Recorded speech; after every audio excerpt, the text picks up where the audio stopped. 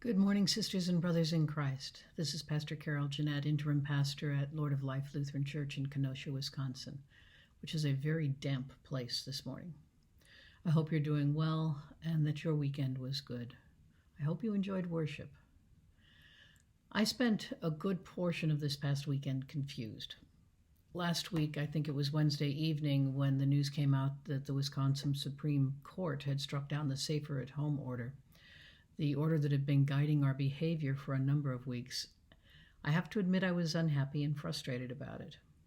And then on Thursday, I learned that Kenosha was one of the areas that said the Safer at Home order would continue to be valid. Kenosha was still closed. Good news.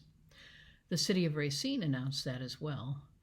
And although Racine County said the order was rescinded, their news was that we were open.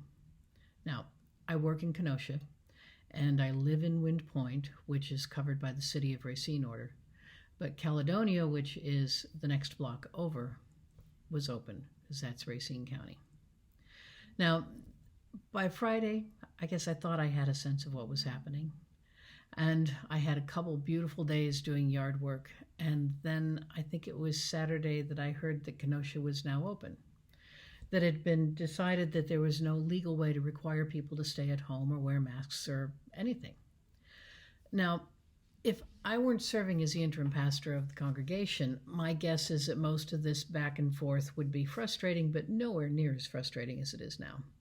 I probably would gripe a bit and then figure out that I need to be responsible for myself, make my own decisions about where I go and what I do based on my level of risk and my financial situation and my emotional health and my spiritual health. In reality, I could pull that off and just continue my life as I've been living since mid-March, pretty much at home on Zoom. Of course, I would be concerned about others, but not in a position of responsibility for decisions that involved other people, like as pastor I am with the congregation. So it wouldn't be a big deal.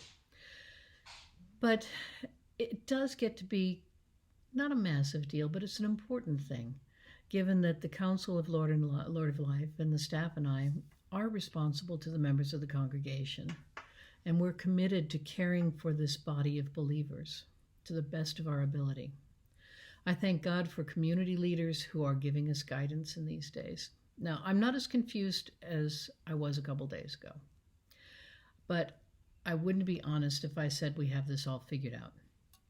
The council meets tomorrow evening, and our plan is to put together a plan, which, of course, will shift with all the shifts in this nasty virus. So, although I would love to alleviate any confusion about what's happening at Lord of Life in the near future, that's not going to happen. We're just going to keep moving and keep praying and keep caring to the best of our ability. Now, let me shift the subject and share a laugh with me at me moment. Yesterday, for the first time in 9 whole weeks, I had more than 1 hour of time alone. Now, don't get me wrong. I love my spouse, John, dearly, but we have been together constantly since the Safer at Home order went into effect. I could count on one hand the number of trips John has made to the grocery store or Home Depot, and Home Depot would be an hour and a half at most. On Saturday last weekend, John asked our daughter-in-law if she had any handyman chores that were needed at the preschool that she runs.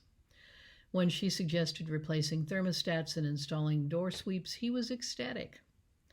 He asked if I wanted to go along, but it was funny how when I said, no offense, but I'd really rather have some time alone, he didn't have any objections at all. I think he wanted some time away from me too. So what did I do with my wonderful time alone? I cleaned house and did laundry and had a meeting. Yeah, okay, well, it was still nice. And John just listened to old podcasts on his drive down to Elmhurst and had a great time completing tasks on the preschool's honey-do list. You know, with the confusion of the past days and the extreme togetherness of our lives over the past weeks, having a few hours alone, even doing laundry and cleaning house, was helpful.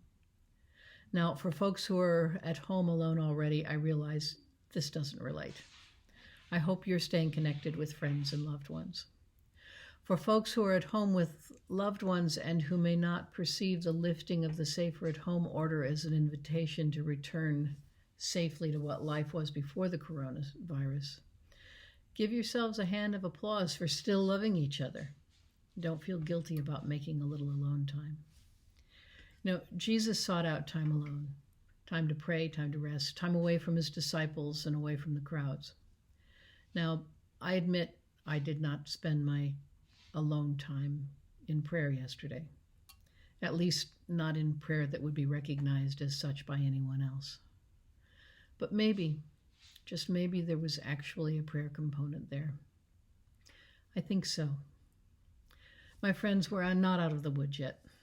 Yes, it's possible that local ordinances will be developed to guide our behavior, but to a great extent, the responsibility for staying healthy and helping each other stay healthy now lies on each of us, on each family, each individual. And as Christians, I've said this multiple times, part of that responsibility is to keep the concept and the thought and the action to love God and love neighbor as yourself central in our decisions about what we're doing. Now, personally, at this point, with lifting of the stay-at-home order and all of that, I'm on a wait-and-see trajectory. I don't anticipate any significant changes in my daily routine at this point, but I realize that for some, the changes are necessary for survival and well-being, and God bless you on those.